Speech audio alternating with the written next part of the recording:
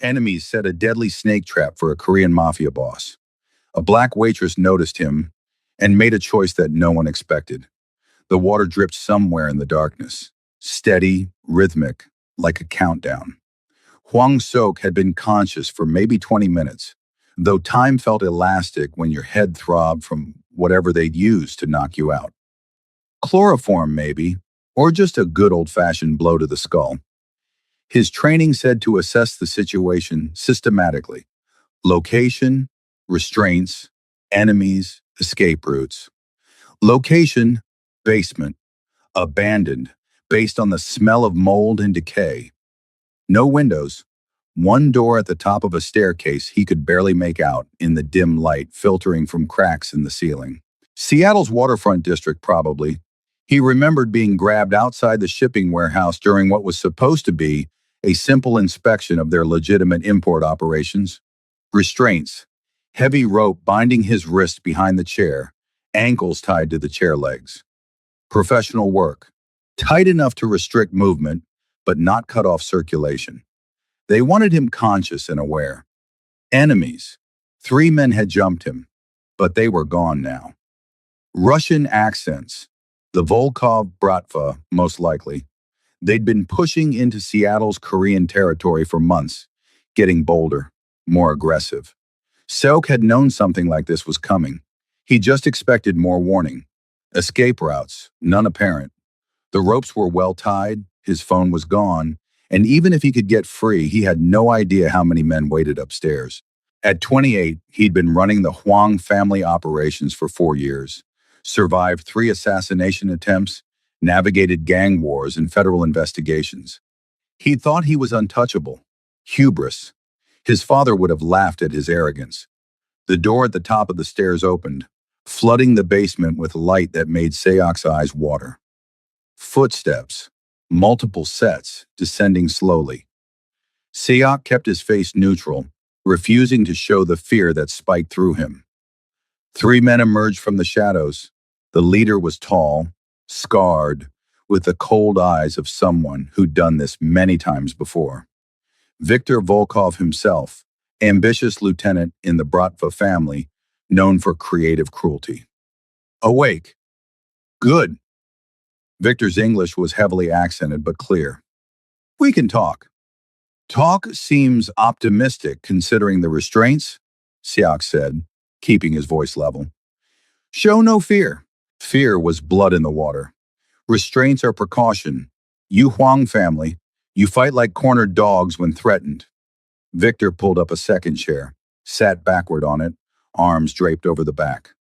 But I'm not here to fight. I'm here to negotiate. You have interesting negotiation tactics. You have been uncooperative through traditional channels. Your family controls shipping routes we need. We make generous offer. You refuse. We try to arrange meeting. You send lieutenants instead of coming yourself. So, Victor spread his hands. We improvise. Kidnapping a family head is an act of war. You understand that. War is coming regardless. Question is whether you survive to see it. Victor leaned forward. Here is new offer. Give us access to Port of Seattle operations. 40% of shipping container inspections look the other way for our cargo. In exchange, we let you live. Let your organization continue existing in reduced capacity. Reduced capacity meaning what? You take our territory piece by piece until there's nothing left? Meaning you accept reality. Bratva is stronger, better connected, more ruthless. You're outnumbered and outgunned. This offer is mercy. Suk studied Victor's expression, reading the subtext beneath the words. This wasn't just about territory. The Bratva wanted to humiliate the Hwang family, to break their power publicly and establish dominance. Accepting this offer meant slow death, losing respect, losing soldiers, eventually losing everything anyway. No, Sok said simply. Victor's smile was cold. I thought you might say that. You Koreans, so stubborn about honor, about pride. He stood, gestured to his men. So we show you what happens to pride in our world. One of the men placed something on the floor in the corner. Wooden crates, 3 of them, with air holes drilled in the sides. The basement suddenly felt smaller, colder. You know what these are? Victor asked pleasantly. My associate here, Dmitri, he is enthusiast, collector of exotic creatures. Very expensive hobby, but useful when you want to make impression.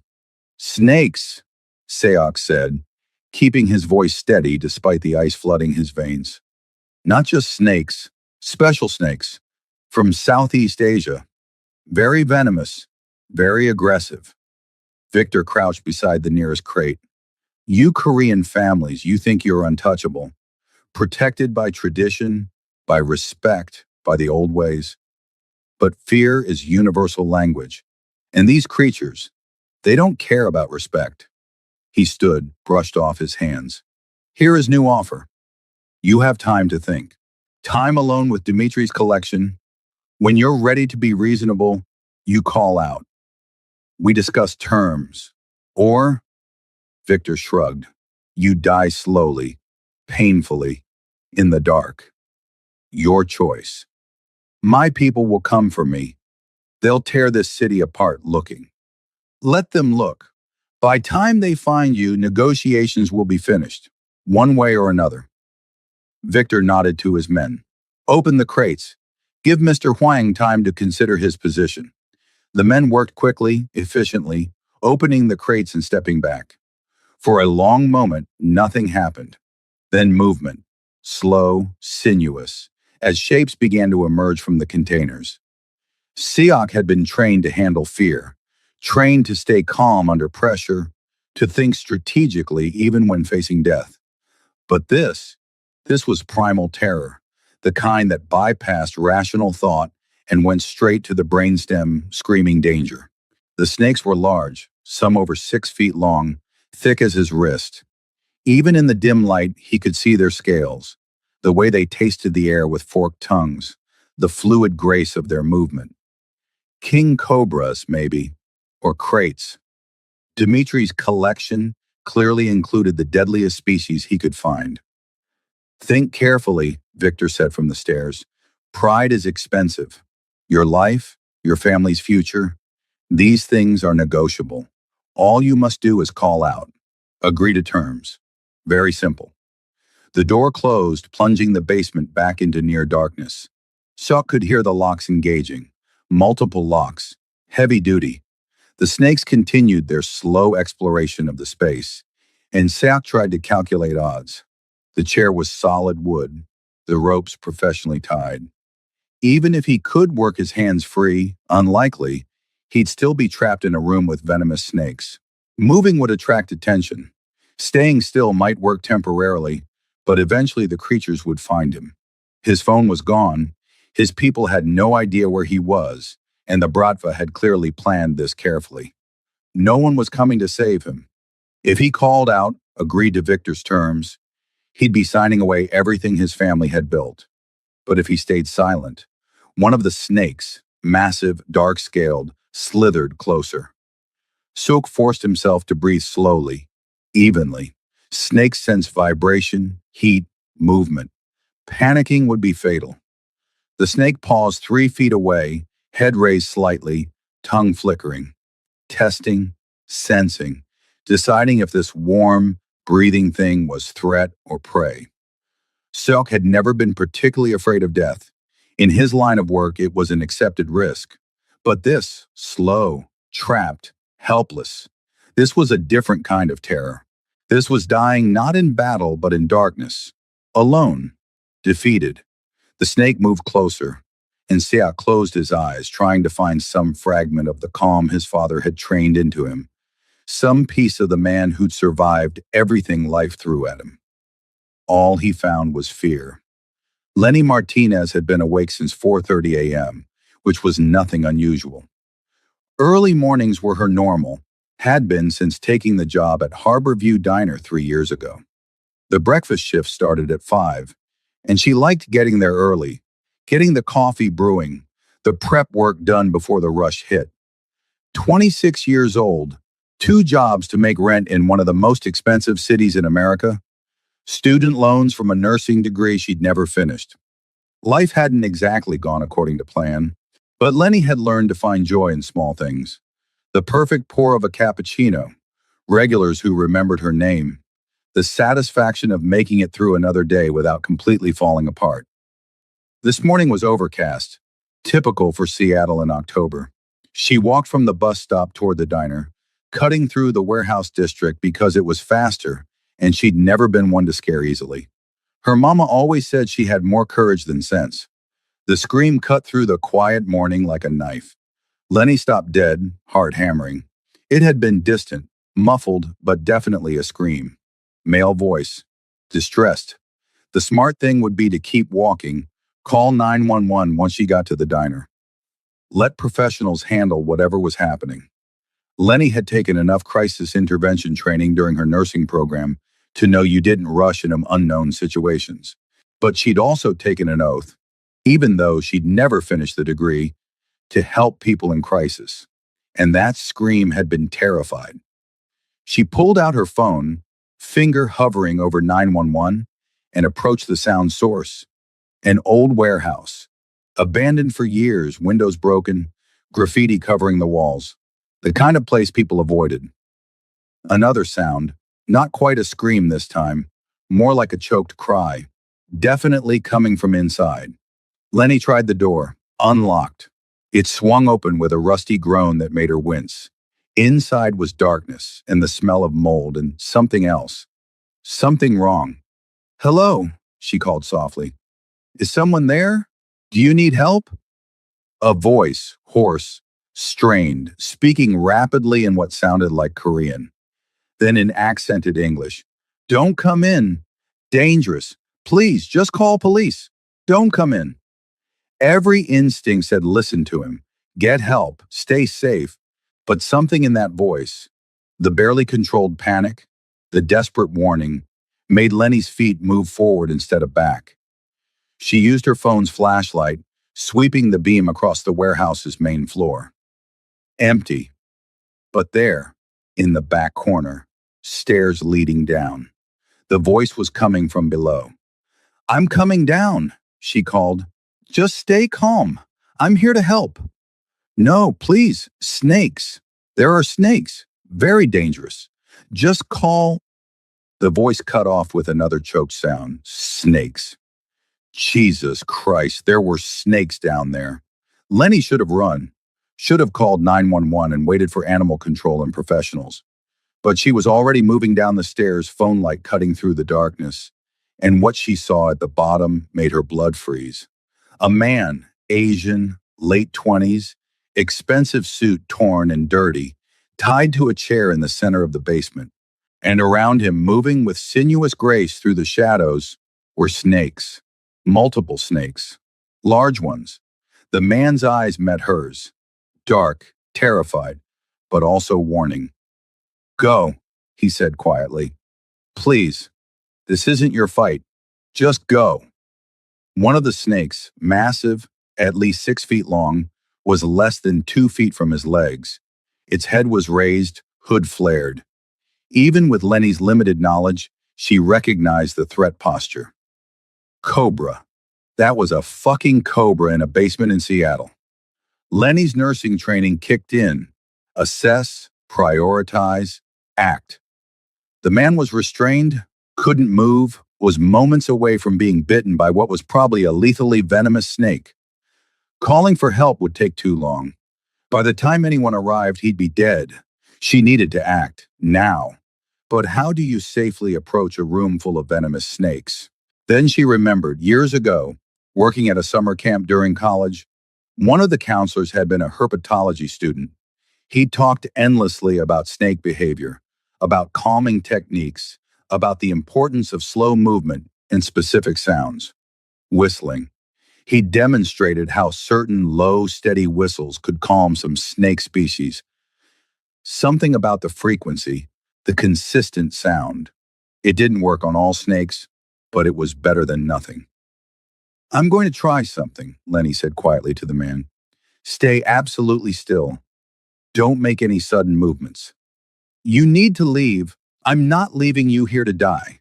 Now be quiet and let me work." Lenny took a slow, deep breath, centering herself. Then she began to whistle. Low, steady, a simple tune her grandmother had taught her years ago. The kind of sound that carried without being threatening. For a heart-stopping moment, nothing happened. The cobra nearest the man remained poised to strike. Then slowly, almost imperceptibly, it lowered its head slightly. Not retreating, but less aggressive. Lenny continued whistling, stepping down the last stair with excruciating slowness. Every movement was calculated, deliberate. Snakes sensed vibration. She had to be smooth, non-threatening. The other snakes in the room had noticed her now. Three, no, four of them. All large, all potentially deadly. One near the far wall, two coiled near the crates they'd apparently come from, and the big one near the man. "What's your name?" Lenny asked quietly, still whistling between words. "Siak, Huang Siak. I'm Lenny Martinez. I'm going to get you out of here, Siak. Just stay calm. This is insane. You're insane. Yeah, probably. But you're not dying on my watch." She moved closer, keeping her whistling steady, her movements fluid. The big cobra tracked her with its eyes but didn't strike. Good. That was good. 3 feet from Siak now, close enough to see the sweat on his face, the controlled terror in his eyes, the rope burns on his wrists from struggling against the restraints. "When I start untying you," Lenny said softly, "you cannot move suddenly. I know you'll want to run. Don't. We move slow and steady, or we both die. Understand?" "Understood." Lenny crouched behind the chair, fingers working at the knots binding Seok's wrists. The rope was thick, professional grade, tied by someone who knew what they were doing. She worked at it methodically, keeping her whistling constant even as her hands shook. The cobra moved closer. "Lenny, I see it. Stay still." She kept whistling, kept working the rope. One knot loose, then another. The cobra was less than a foot from Siak's leg now, and Lenny could see the sheen of its scales, the flicker of its tongue. The rope gave way. Siak's hands were free. "Don't move them yet," Lenny whispered. "Keep them where they were. I'm going to work on your ankles." She moved around the chair with the same agonizing slowness, crouching in front of Siok, working on the ankle restraints. This put her at eye level with the cobra. Up close, it was terrifying and beautiful. Scales like polished metal, eyes that seemed ancient and emotionless. The hood spread in warning. Lenny had never been this close to something so deadly. She kept whistling, kept working. First ankle free, then the second. "Okay," she said quietly. "We're going to stand, very slowly, together, and we're going to walk to the stairs without running. Can you do that?" "Yes. On three. 1, 2, 3." They rose together, Lenny's hand on Sayok's arm to steady him, both moving like they were underwater. The cobra's head tracked the movement, hood flaring wider. "Keep whistling," Sayok whispered. Lenny didn't point out that she'd been planning to. They took a step toward the stairs, then another. The cobra followed, moving parallel to them, but not striking. The other snakes were active now, too, all drawn by the movement. One slithered directly into their path. Lenny stopped, Siak freezing beside her. They waited. 5 seconds. 10. The snake tasted the air, considered them, and slowly moved aside. They continued, step by agonizing step. The stairs were 10 feet away, then 5. One of the smaller snakes struck, not at them, but at the air near Sayok's leg. A warning. They froze again. "It's okay," Lenny murmured, whistling, soothing. "We're not threats. We're just leaving." The snake coiled, watching, but didn't strike again. They reached the stairs. Lenny guided Sayok up first, keeping herself between him and the snakes, still whistling that simple tune. 1 step, 2, 3. At the top, they stumbled into the warehouse's main floor. Lenny pulled the basement door shut, grabbed a piece of broken wood, and wedged it under the door handle. Then her legs gave out. She sat down hard on the concrete floor, hands shaking so badly she could barely hold her phone. The adrenaline that had kept her moving was draining away, leaving pure terror in its wake. "Oh my God," she breathed. "Oh my God, there were cobras. Multiple cobras. In a basement, in Seattle." Sock crouched beside her, and Lenny realized he was shaking too. "You," he started, voice rough. "You just. How did you?" "Summer camp," Lenny said, half hysterical. "There was this guy who studied snakes. He taught me to whistle. I didn't even know if it would work." "You risked your life on a maybe." Sook's expression was stunned. "For a complete stranger. People were screaming. I couldn't just walk away." He reached out, took both her hands in his. His grip was strong despite the trembling, warm despite everything. "You saved my life. Those men, they would have left me there to die. And you walked into a room full of venomous snakes and saved me." "Yeah, well," Lenny tried to smile, couldn't quite manage it.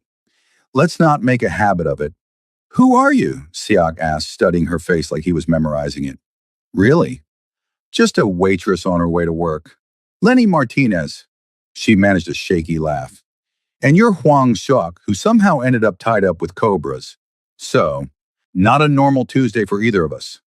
"I owe you my life," Shuk said seriously. "I owe you everything." Before Lenny could respond, they heard it. Vehicles pulling up outside, multiple engines, doors slamming. Shuk tensed immediately, pulling Lenny to her feet. "We need to go. Now. Those could be." The warehouse door burst open. Men flooded in.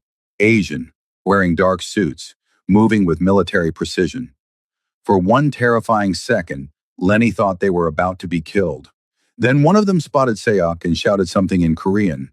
The entire group rushed toward them, surrounding Seok, speaking rapidly in a language Lenny didn't understand.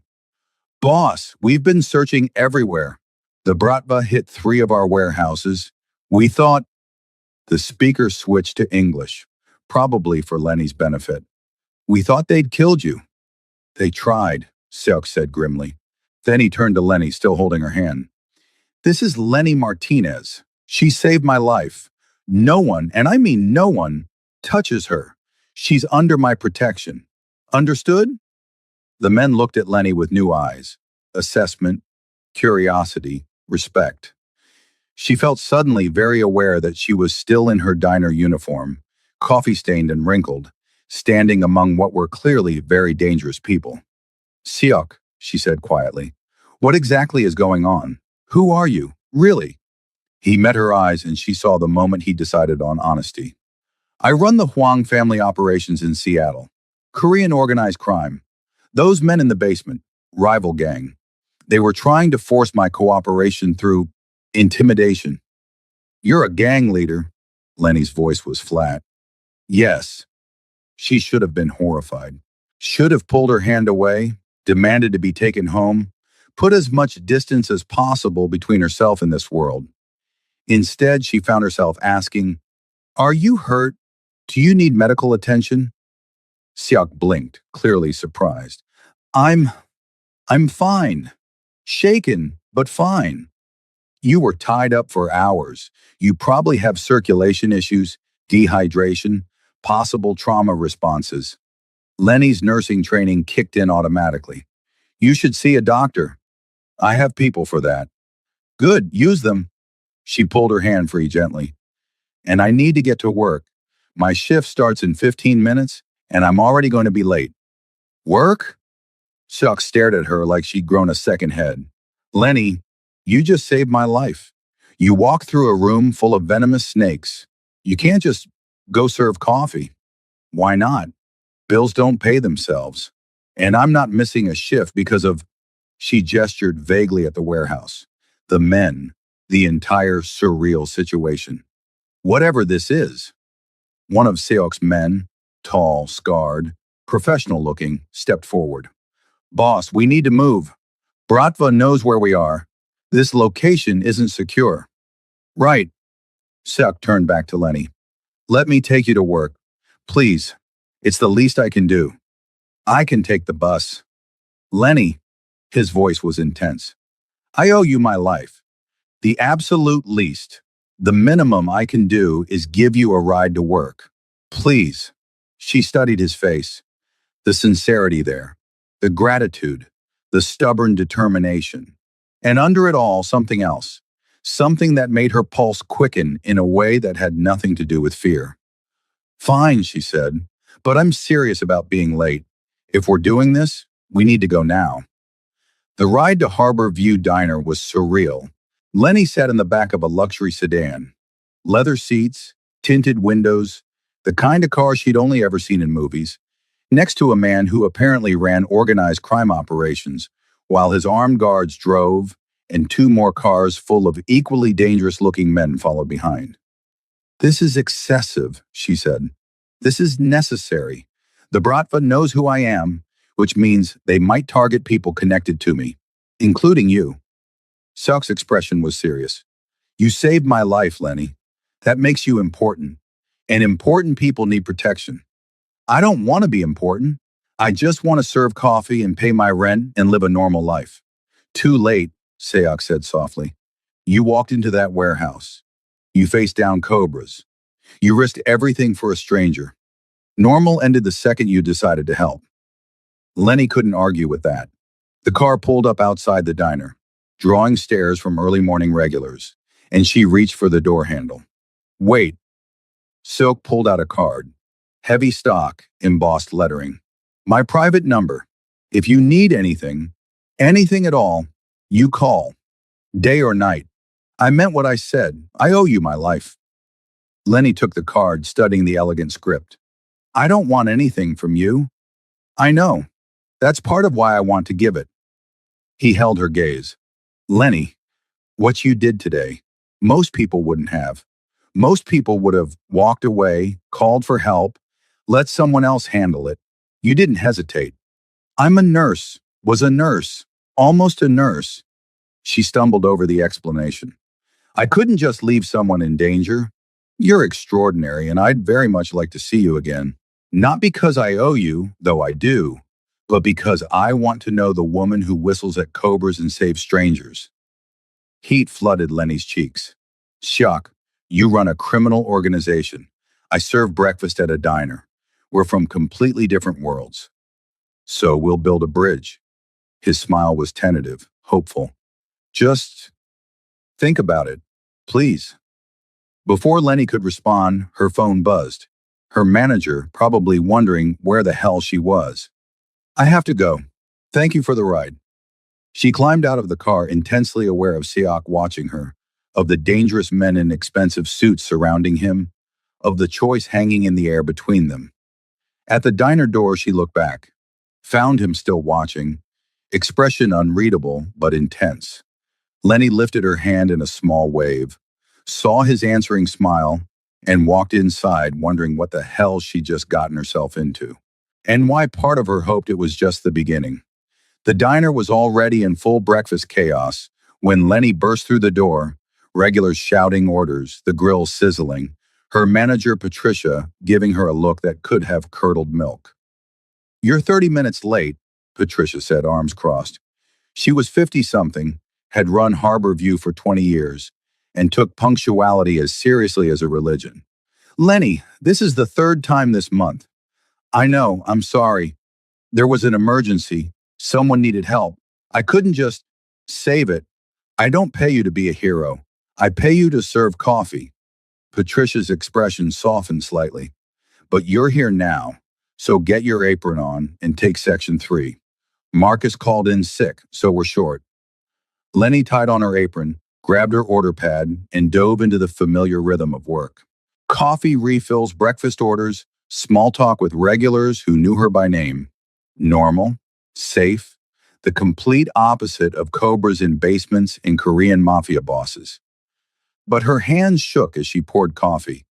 And when Mr. Henderson, sweet old man who came in every Tuesday for pancakes, asked if she was okay, she realized she was absolutely not okay. Just a weird morning, she managed, forcing a smile. You want your usual buttermilk stack with extra butter? The shift dragged on. Every time the door opened, Lenny's heart jumped, half expecting to see Suak walk in, or worse. those Russian men who trapped him. By noon, her nerves were shot and her feet ached, and all she wanted was to go home, lock her door, and pretend this morning had been a bizarre dream. At 2 p.m. during the post-lunch lull, Patricia called her into the back office. "Sit," Patricia said, not unkindly. Lenny sat. "Oh, what's really going on with you? And don't give me the everything's fine routine. I've known you 3 years. You're shaking, you've messed up 4 orders, and you look like you've seen a ghost." Lenny considered lying, considered making up some story about family drama or health issues or anything except the truth. But Patricia had always been straight with her, and she deserved honesty in return. "This morning on my way here, I heard someone screaming. In that old warehouse on Pier 47. I went to help." Lenny's voice was steady, clinical. There was a man tied up, and snakes, venomous snakes. Someone had locked him in there to die. Patricia's eyes widened. "Jesus Christ, Lenny. Did you call the police?" "I got him out first, used some techniques I learned in nursing school to calm the snakes, untied him, we left. Then his people showed up." Lenny didn't mention who those people were or what Siak did for a living. "He gave me a ride here. That's why I was late." "You walked into a room full of venomous snakes to save a stranger." Patricia's voice was flat with disbelief. "Yeah. Lenny, that's either the bravest or the stupidest thing I've ever heard. Possibly both." Patricia leaned back in her chair. "Are you okay? Really?" "I don't know," Lenny admitted. "I keep replaying it, seeing those snakes, the way they moved, how close we came to dying. And this man, Siok, he wants to see me again. Gave me his number. Said he owes me his life. And, do you want to see him?" "I don't know," Lenny said again. "He's complicated. His world is dangerous." But Patricia, when he looked at me, it was like I mattered. Like I'd done something that actually made a difference. Patricia studied her with the shrewd eyes of someone who'd seen it all. "When's the last time you felt like you mattered, Lenny? Really mattered?" The question hit harder than expected. Lenny thought about her abandoned nursing degree, 3 years of serving coffee, the slow fade of dreams into resigned acceptance. "A long time. Then maybe you should call him. See where it goes. Life's too short to play it safe all the time." Patricia stood, signaling the conversation was over. "But Lenny, be careful. Men who need rescuing from snake-filled basements usually come with baggage." "Noted." The rest of the shift passed in a blur. At 6 p.m., Lenny clocked out, exhausted and wired simultaneously. The bus ride home gave her too much time to think. About Siak's intensity, about the card in her pocket, about the choice sitting in front of her. Her apartment was a studio in Capitol Hill, small but clean, affordable by Seattle standards, hers. She dropped her keys in the bowl by the door, kicked off her shoes and sat on the edge of her bed, pulling out Siak's card. Heavy stock, embossed lettering in both English and Korean. A single phone number, no other information. The kind of card that screamed power and money and danger. Lenny should throw it away, should put this morning behind her and go back to her normal, safe, predictable life. Should absolutely not get involved with a man who ran organized crime operations. Her phone rang, unknown number. She almost didn't answer, then thought about Siak, about possibilities, and picked up. "Lenny?" His voice was warm, concerned. "I hope I'm not overstepping. Your manager gave me your number. I wanted to check on you. Make sure you're okay after this morning." "You asked my manager for my number?" Lenny couldn't decide if that was sweet or creepy. "I had one of my people offer a generous donation to the diner's staff fund, in exchange for assurance that you made it through your shift safely." He paused. "And yes, your phone number. I apologize if that was inappropriate." It was definitely inappropriate. Also kind of impressive in a stalkerish way. Lenny found herself smiling despite everything. "I'm fine. Tired, but fine. I've been thinking about you all day, about what you did. Lenny, most people, even trained professionals, wouldn't have walked into that basement. You didn't hesitate. I hesitated plenty. I was terrified. But you did it anyway. That's courage. Real courage. His voice softened. I'd like to see you again. Take you to dinner. Somewhere nice. A proper thank you. Siak, I already told you, our worlds are completely different. Then let's find the places where they overlap. One dinner, Lenny, just to talk, to get to know each other outside of life-threatening situations. He paused. Please? Lenny thought about Patricia's words. Life's too short to play it safe. Thought about the way Siak had looked at her, the genuine gratitude and something deeper.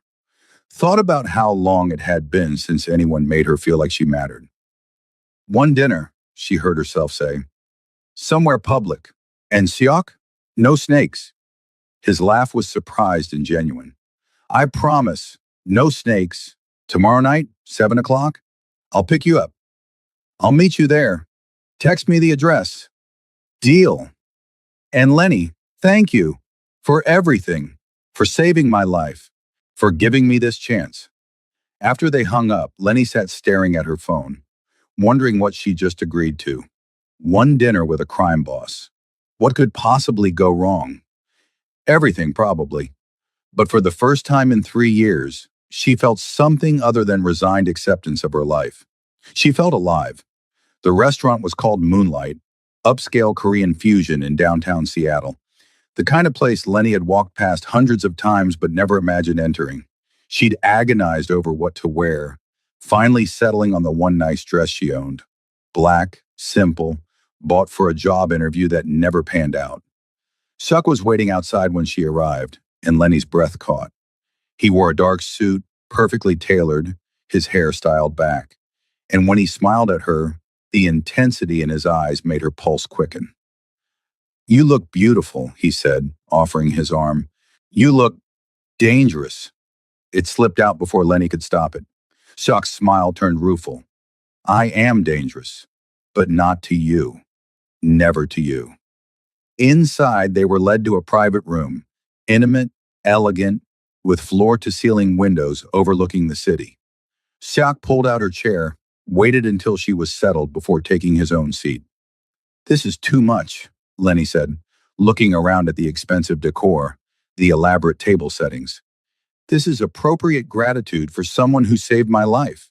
He poured water for both of them. Lenny, I meant what I said. I owe you everything. You don't owe me anything. I did what anyone should do when someone's in trouble. But most people don't. That's what makes you extraordinary.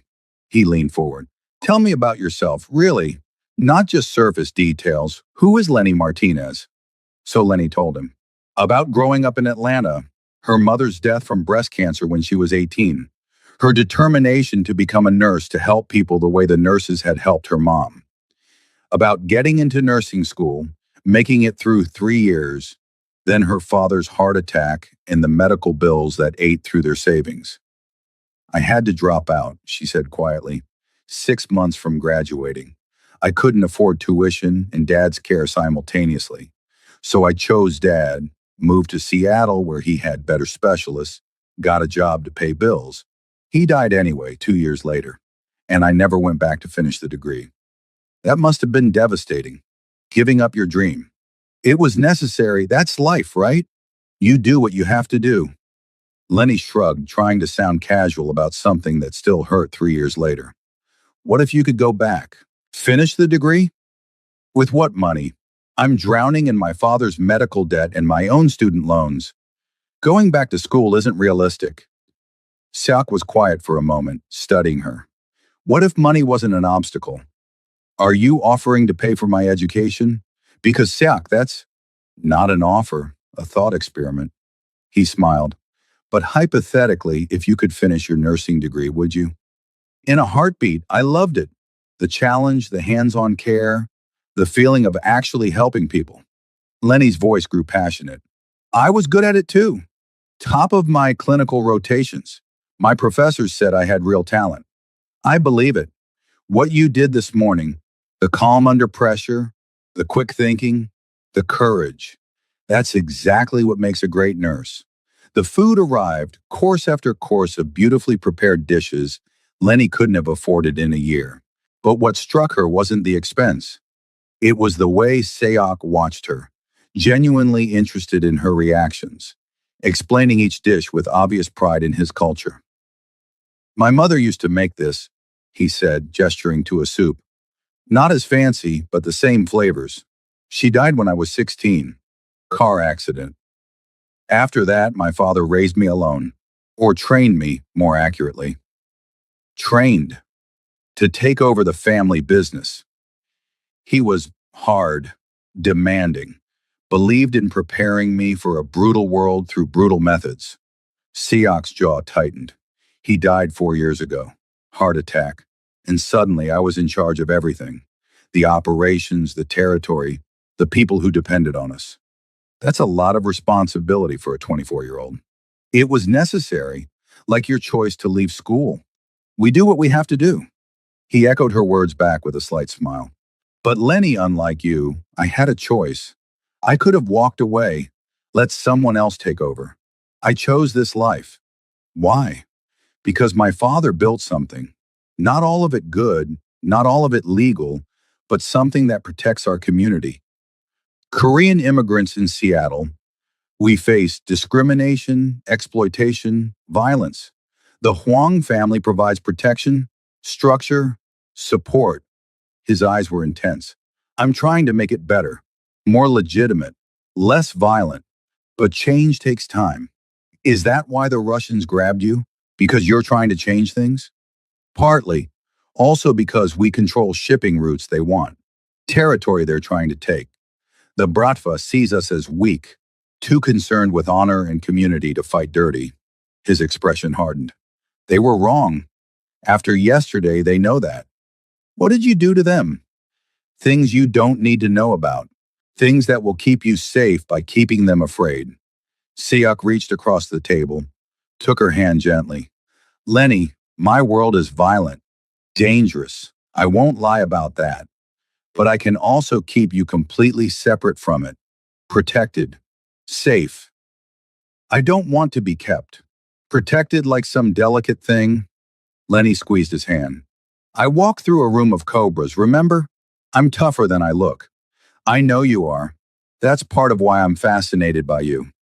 His thumb traced circles on her palm. You're brave and kind and absolutely stubborn. You see someone in trouble and help without calculating the cost. In my world, that's rare. Precious. Heat flooded Lenny's cheeks. You barely know me. I know enough. I know you sacrificed your dreams for your father. I know you risk your life for strangers. I know you whistle at venomous snakes and somehow make them listen. His smile was soft. I want to know more. Everything. If you'll let me. The evening stretched into hours. They talked about everything. His childhood in Seoul before immigrating at 10, her love of old movies and terrible reality TV, his plans to legitimize the family business, her abandoned dreams of working in pediatric oncology. By the time dessert arrived, Lenny had forgotten to be nervous. Forgotten that this man ran a criminal organization. Forgotten everything except the way he looked at her, like she was fascinating, valuable, worth knowing. I should get home, she said reluctantly when the check came. Early shift tomorrow. Let me drive you. Siok. Please, it's late. You're in an unfamiliar neighborhood, and I'd like to know you made it home safely. He stood, offering his hand. No ulterior motives. Just, let me take care of this one thing. The drive to her apartment was quiet, comfortable. Suk's car was as expensive as expected. Leather seats, that new car smell, the kind of vehicle Lenny had only ever seen in movies. But he drove carefully, asking about her neighborhood, listening when she pointed out landmarks. At her building, he insisted on walking her to the door. Capitol Hill at night was relatively safe, but Lenny didn't argue. Something about his protective instinct was nice, like being cared for by someone who could actually back it up. Thank you for tonight, Sook said at her door, for giving me this chance, for being willing to see past what I am to who I'm trying to be. Thank you for dinner, and for being honest about your world. I appreciate that. They stood in the dim hallway, close enough that Lenny could smell his cologne, something expensive and subtle, close enough to feel the warmth radiating from him. Can I see you again? Seok asked quietly. Not for gratitude, not because I owe you, just because I want to know you better. Lenny should say no, should put distance between herself and this dangerous, complicated man, should protect herself before getting in too deep. Yes, she heard herself say. I'd like that. Seok's smile was brilliant. He lifted her hand to his lips, pressed a soft kiss to her knuckles. Good night, Lenny. Sweet dreams. Night, Seok. She watched him walk away, watched the expensive car pull into traffic, then went inside and collapsed against her door, heart racing. She was in trouble. Deep, complicated, potentially dangerous trouble. And the terrifying part was how much she was looking forward to it. Over the next 3 weeks, Lenny's life transformed in ways she couldn't have imagined. Seok called every day, sometimes just to say good morning, sometimes for hour-long conversations about everything and nothing. They had dinner twice more, coffee 3 times, and one memorable afternoon at the Seattle Art Museum where Seok revealed a surprising knowledge of contemporary art. My mother was a painter, he explained, standing in front of a massive abstract canvas. Before she married my father, she had gallery shows in Seoul. She gave it up for family, but she never lost her love of art. Do you paint? Lenny asked. No, but I collect, as a way to honor her memory, to keep that part of her alive. He gestured to the canvas. This artist, she's Korean American, struggling to make it in a predominantly white art world. I bought 3 of her pieces last year, helped fund her next show. That's really beautiful, actually. It's practical, supporting our community, investing in talent, but yes, also beautiful. His hand found hers naturally, like they'd been doing this for years instead of weeks. Thank you for coming with me. Most people in my life don't understand why I care about art. Most people in your life are missing out then. But it wasn't all museums and deep conversations. There were moments that reminded Lenny exactly who Seok was. Like the night 2 of his men showed up at the diner, sitting in her section for her entire shift, clearly assigned to watch over her. Or the morning she found an envelope in her mailbox containing $5,000 in cash and a note for any emergencies. Please don't argue. HS. She tried to return it. He'd refused to take it back. Lenny, you literally saved my life. Let me help ease your financial stress. Please.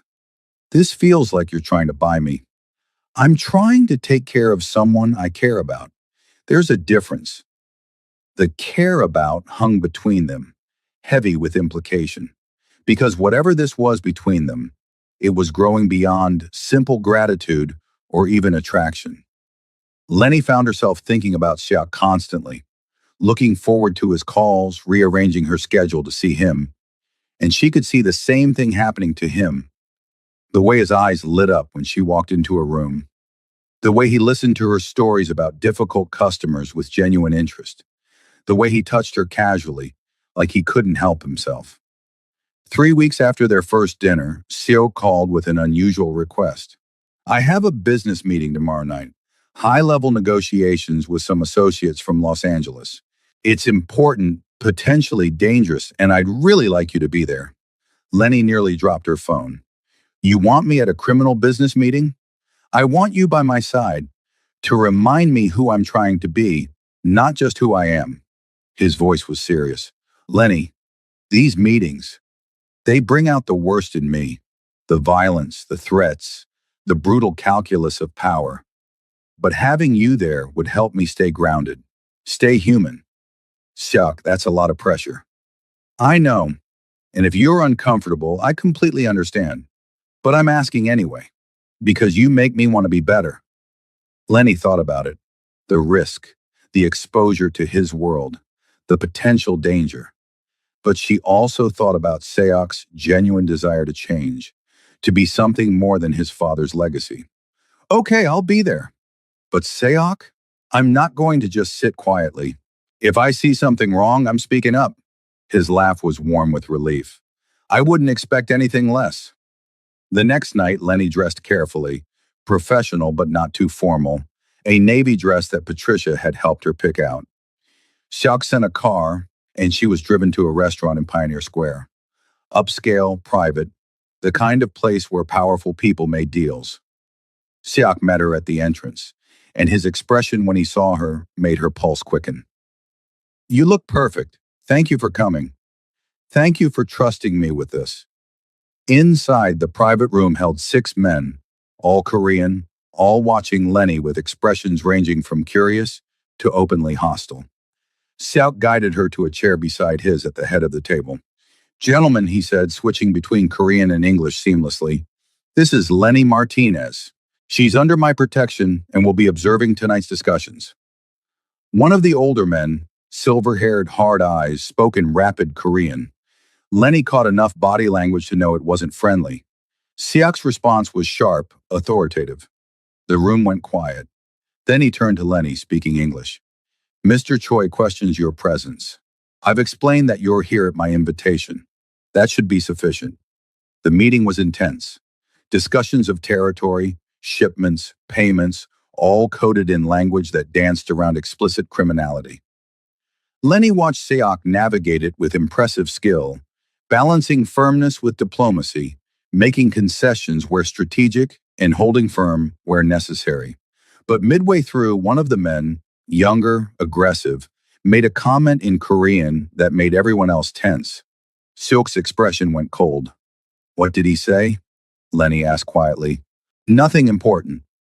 Siak. What did he say? He sighed.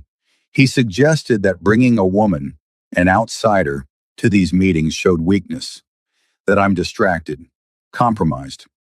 Lenny turned to the aggressive man, met his hostile gaze directly. I may not speak Korean, but I understand disrespect.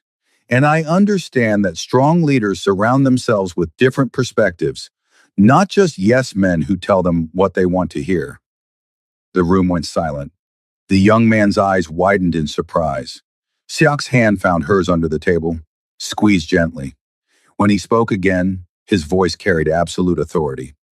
Discussion continued, but the dynamic had shifted. Lenny had asserted herself, earned a measure of respect. After the meeting in the car heading back to her apartment, Siak pulled her into his arms. That was incredible. The way you stood up to Park. No one speaks to him like that. He's one of the most powerful men in our organization. He was being disrespectful. To you and to me. I wasn't going to sit there quietly and take it. Lenny Martinez, you are absolutely extraordinary. Silk cupped her face gently. I'm falling for you. Completely, terrifyingly in love with you. And I know it's fast, I know it's complicated, but it's real. And I need you to know that. 6 months passed. 6 months of Lenny and Siak building something real despite all the obstacles. He kept his promise about leaving the criminal world, slowly, carefully, transitioning operations to legitimate businesses, passing violent enforcement to trusted lieutenants, creating distance between himself and the worst aspects of the Huang family legacy. It wasn't easy. There were setbacks, violent confrontations with rivals who saw his withdrawal as weakness, tension with his own people who resisted change, moments when Lenny worried he'd be pulled back into the darkness. But Siak held firm, and Lenny was there for all of it. The late-night strategy sessions, the difficult conversations about honor versus pragmatism, the slow, painful work of becoming someone new. He also made good on his other promise. One morning, Lenny woke to find an acceptance letter from the University of Washington's nursing program, along with a full scholarship funded by an anonymous donor. She'd called Siak immediately, torn between gratitude and frustration. You can't just, I didn't even apply. I had someone submit your transcripts and a compelling letter about why you had to leave. The scholarship is legitimate. The Huang Family Foundation, established to support students who faced financial hardship. You're the first recipient, but you won't be the last. Siak, let me do this. Please, let me help you achieve your dream the way you helped me find mine. She'd cried, accepted, Started classes 3 weeks later while still working part-time at the diner. It was exhausting, school, work, relationship, but Lenny had never been happier. On their 1-year anniversary of the day she'd saved his life, Siak took her back to that warehouse. Why are we here? Lenny asked, stomach twisting with bad memories. Because this is where everything changed, where I met the woman who would save my life in every possible way. He led her inside, and Lenny saw that the abandoned warehouse had been transformed. The basement, that horrible room where she'd faced down cobras, was now a beautiful memorial garden. Plants, soft lighting, a small fountain, and in the center a plaque. In honor of courage. For Lenny, who taught me that strength comes in many forms. Siak, this is, he dropped to one knee. Lenny Martinez, you walked into my life when I was trapped in darkness, literally and metaphorically. You faced down venomous snakes, confronted my brutal world, and somehow saw something worth saving in a man who'd forgotten he could be anything except what his father made him. He pulled out a ring, simple, elegant, perfect. You've watched me fight to become better. You've supported me through every setback. You've loved me despite all my flaws and complications. And I want to spend the rest of my life proving I'm worthy of that love. Tears streamed down Lenny's face. I'm leaving the organization completely. I've transferred operations to my cousin, established legitimate businesses, created distance. I'm not who I was when we met. I'm someone better, someone you helped me become. And I want to build a life with you. Clean, honest, full of the courage and kindness you've shown me. Lenny, will you marry me? Let me be your family? Build something beautiful with me? Yes, Lenny sobbed. Yes, you impossible, wonderful man. Yes. The ring slid onto her finger perfectly. Siak stood, pulled her into his arms, and kissed her like she was his entire world. Because she was. The woman who'd whistled at cobras and saved his life had given him something more precious than survival.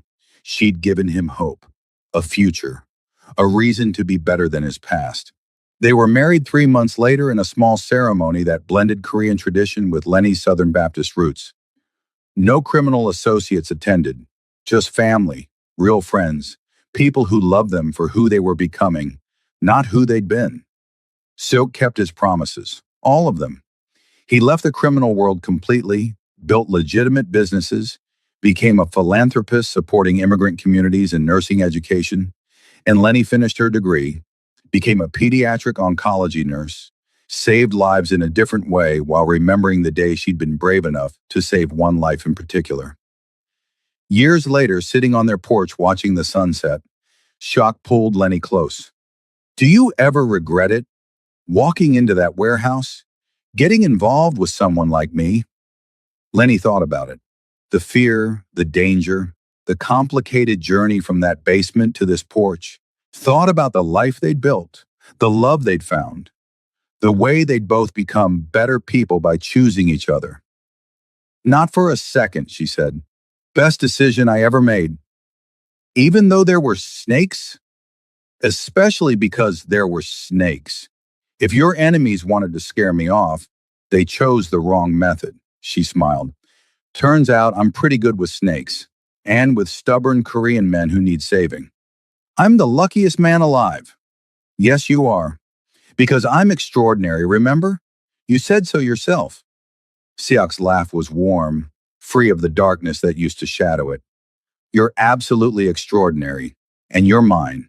Yours, Lenny agreed. Always. And there in the life they'd built from impossible beginnings, surrounded by the evidence that courage and love could transform even the darkest circumstances, they sat together, the former waitress and the former crime boss, both saved by each other, both exactly where they belonged.